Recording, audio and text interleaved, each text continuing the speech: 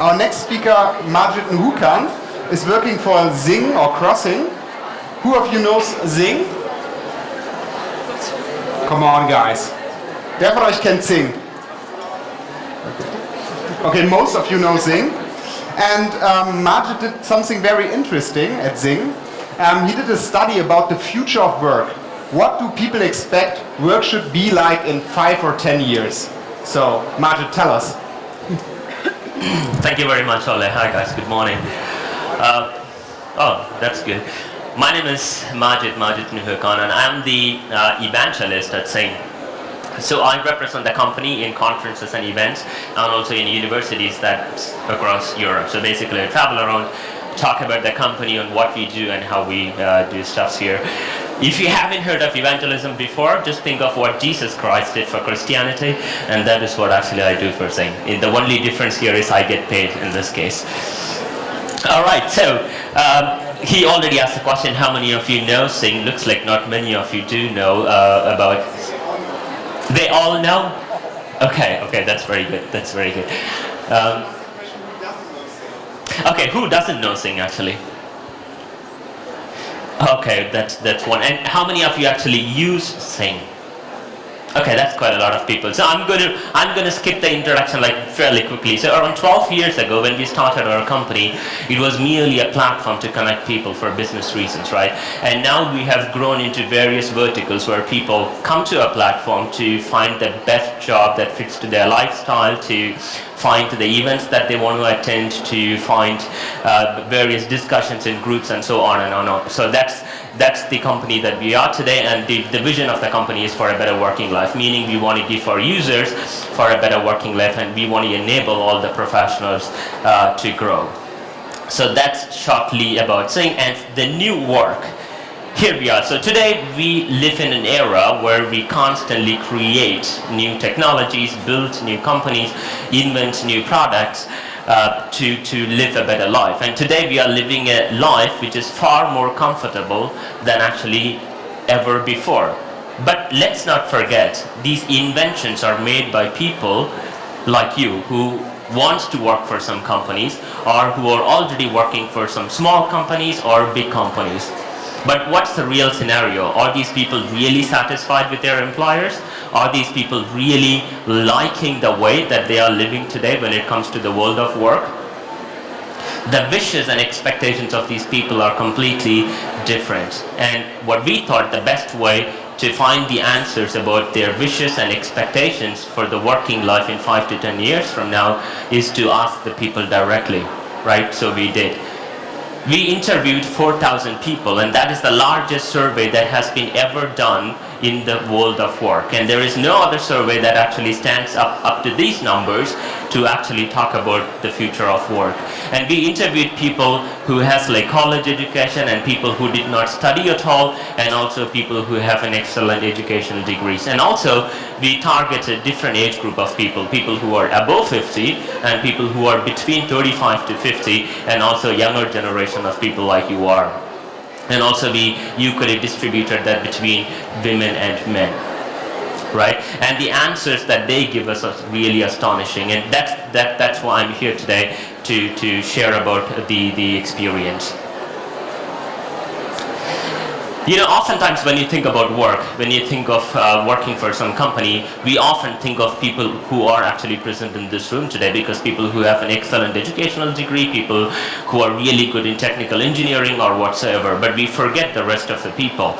So here, if you look at it, there are different categories of work. There are people who actually wants to do part-time job. For example, moms who have kids who want to take care of their children. They want to stay at home and work part-time. Also, they want to have, like, let's say, flexible working time. And then there are people like you who have an excellent academic skills, right? So they have the ability to find whatever job that they want. And then there are people who work on an hourly basis. They work so hard, and they work over hours to take care of their family and themselves, because they are least paid, especially in factories and industries, and these are the people who work more hours to take care of themselves. And then there are people who are actually doing social work. We often forget about these kind of people, right? Doctors, they take care of us. And when we think about the working life, we don't think about doctors. And then there are people who are actually working in industries. How often do we think about people who are working in factories? How often we think about people who are doing actually manual work? We never, probably, right? When we think of working, we always think of technology people. We always think of creative design people, right? So this also, like a majority of the people who work for different companies, and they also have wishes and they also have expectations. That's why we target a different group of people. And today, the shocking thing is, 40% of these people, they said the amount of salary that they get is actually enough to take care of their families and themselves. And what about the rest of the 60%? They also have to live, right?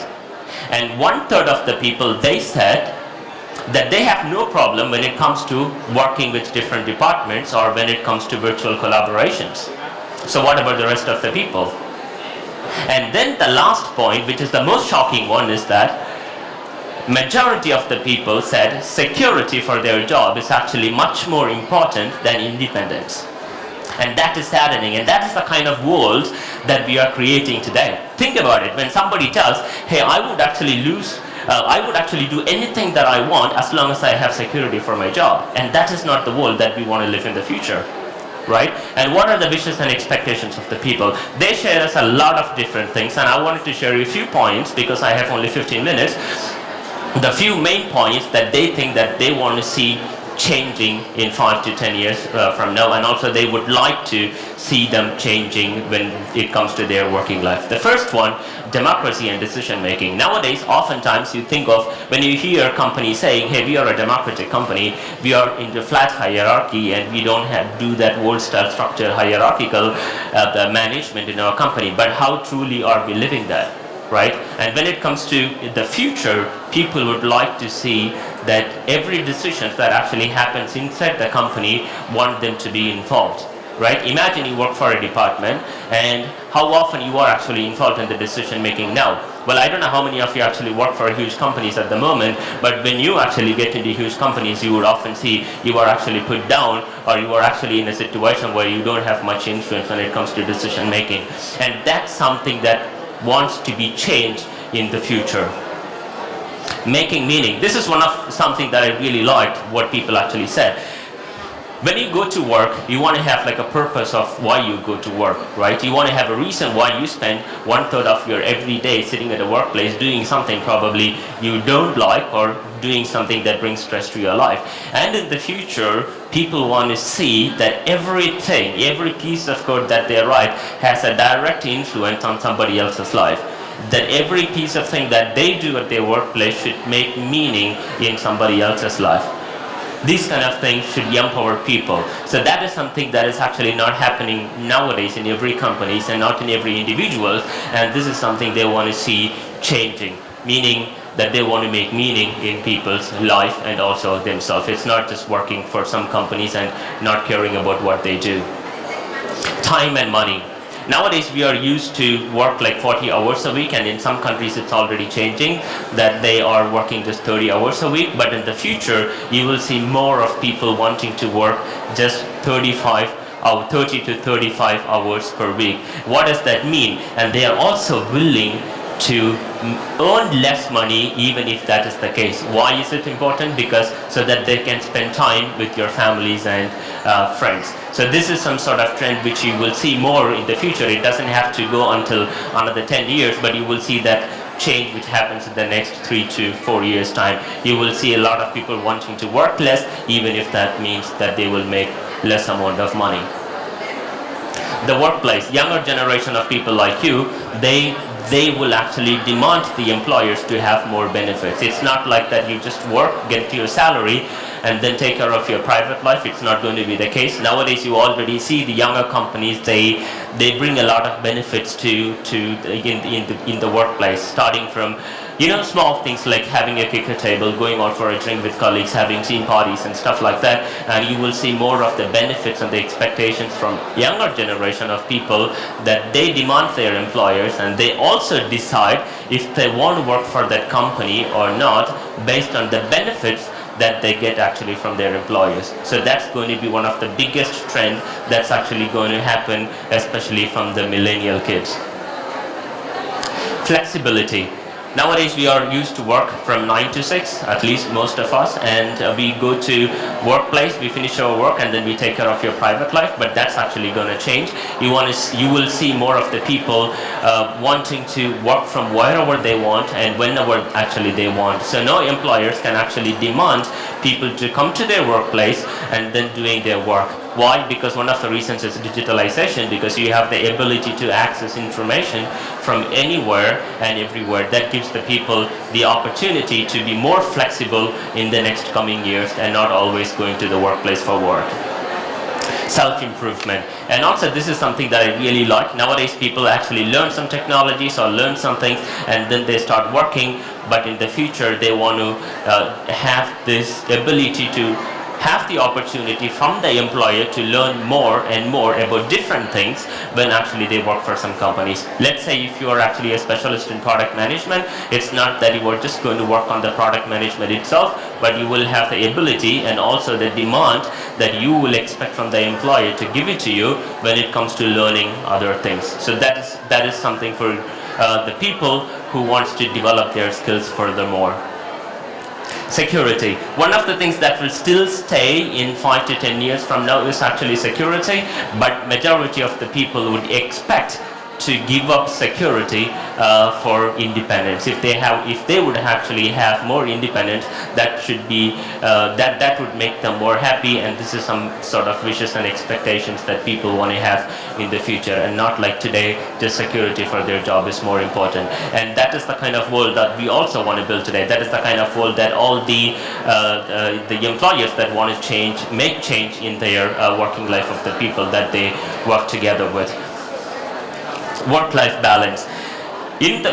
People always talk about work-life balance, but what's actually going to change here is the blend that you actually create. What does that mean? Is that you will find the right mixture that actually fits for your life, and also you will find the right mixture that will actually fit for your employer, which means bringing both these two factors together so that you are satisfied and also your employer is also satisfied. You won't be able to differentiate between, okay, this is my work life, I go to the office, and this is going to be my private life, and that's actually not going to be the case in the future. So you will create a work-life blend that actually gives people the opportunity to bring these two factors together. Lifelong learning. I already talked about it a bit, so that also means like you from your own side has also put the effort to actually learn new things to be able to cope up with the technology evolution, or also whatever the evolution that happens when it comes to the future of work. So nowadays you see, especially if you take people who are working for an industry for 30 years, they have this monotonous life style of working. They go to the office, they do the same thing over and over again, but they don't actually take care of themselves to learn more into the new verticals. So that's also something that the employer will also expect from you, to actually do the lifelong learning process. All these things will happen because of a lot of driving forces behind it, right? Because like I already said, flexibility because of digitalization, and then there are like a lot of different other factors, but I want to highlight 4 factors, what the main driving forces for these changes that will happen in the next coming years. The first one is digitalization. I don't know how many of you know, in Germany alone, already 20% of the companies, they actually give mobile devices to their employees. It's not that they love you so much, they want to have the mobile phone from the company. It also means that you have the ability to answer email and also work on the way. How many of you are actually writing emails now sitting on the train, right? A lot of us do actually. So this is one of the changes that will happen in the coming years, and this is mainly because of the digitalization. And for you it's not so much surprising, but think about the people. Like I said, if somebody is used to work using a desktop computer for the last 20 years and you go and tell him tomorrow, hey, from tomorrow you're going to actually use iPad for work, he's going to freak out, right? So this is the kind of change that's actually going to drive people, and this is also something that companies have to keep in mind when they actually enforce these kind of decisions, and how digitalization is going to drive the world of work tomorrow.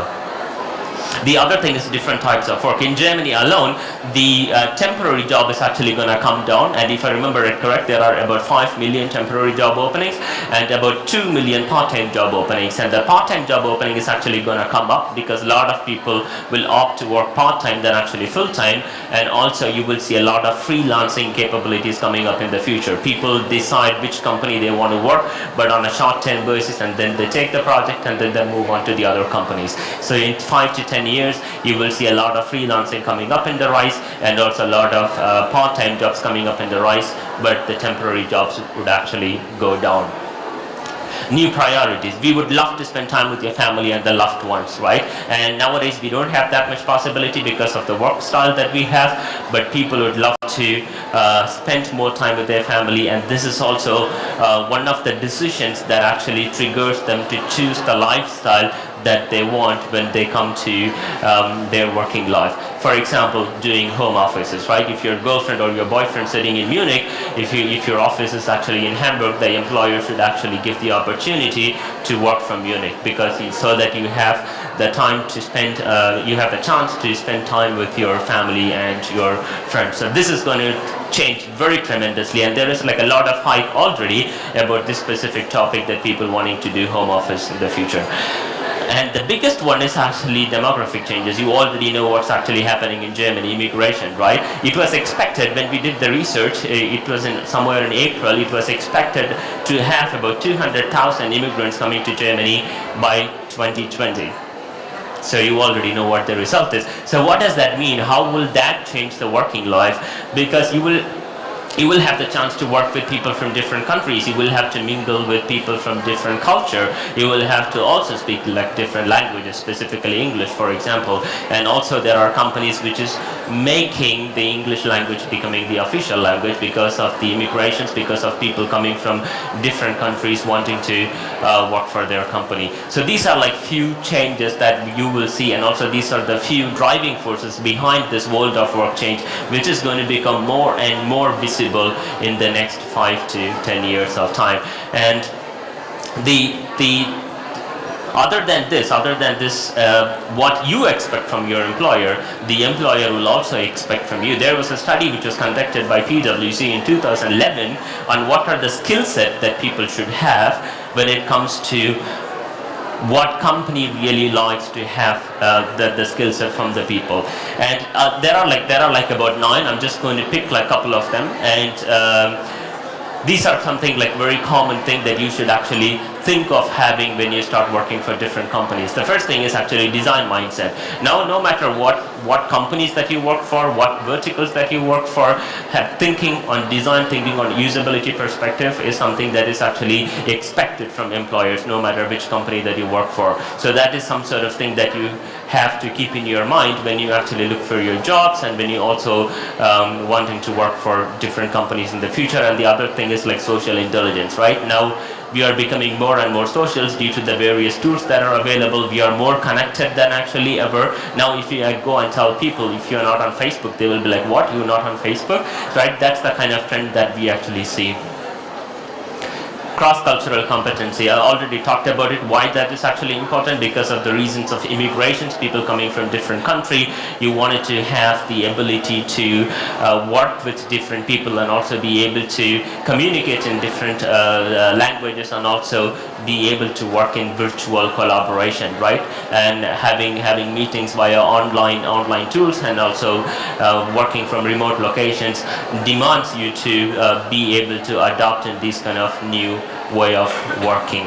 And the last thing is like sense making and new media literacy. So everything, like I said already, whatever you work on, you should have the ability to understand, and also make sure that the thing that you work on has an impact on somebody else's life. Because end of the day, we go to work for a purpose. End of the day, we go to work because there is a reason why we work on certain things. There is a reason why we work for certain companies. Keep that in your mind, that thing that you work on, empower people and make meaning in your life and also make meaning in other people's life. With that note, I would like to say all the very best to all of you looking for a job, and we have a booth right over there, XING booth. If you have any questions about any job openings that we have, please feel free to walk by. Thank you very much. Am I good on time? You're perfectly on time. Perfect. Is there a question from the audience on that? Here? You could take the mic. Perfect. Hello? Okay, so thanks for your presentation. You talked actually about wishes from employees, but what about the other side? So are employers actually willing to do all those things, or is it just a wish and, I don't know, nothing happens? And what can your company XING do to implement those future wishes into the actual working life? Right, so there are companies which are already thinking about their transformation, right? So for companies it is essentially important if they want to be in business actually to have this transformation. It's not that in 10 years time they think, oh okay, we didn't do any of these things. So the first question, what's the employer's expectations from employees, is that the new skill set that they should have, right? It's not that you tell the employer that I want to do like home office, for example, and then the employer would expect you to have the other skill set, that you are able to virtually collaborate with people, for example. You have the ability to sit in Munich and communicate the thing without actually affecting the productivity, that you are able to deliver a project. So these are some things that the employer expects from you. And the second question, what do we do at XING for this transformation? We already have like a lot of things being implemented. For example, we enable people to do home office. We have people working from Madrid, even though our main office, the XING office in Spain is in Barcelona, so they communicate, and there is one guy working from Brazil. So these are something which we already have in place, and we don't tell anybody to come to office at 9 in the morning and to leave at 6. For us, what matters is, really doesn't matter how many hours you spend at work or how many hours you spend at XING. What matters is what is the result at the end of the day. So that's what actually we believe in. Yeah. Okay, cool, thank you. I think we don't have time for another question. Yes, we are running out of time. Magith, thank you very much for the presentation. Very interesting.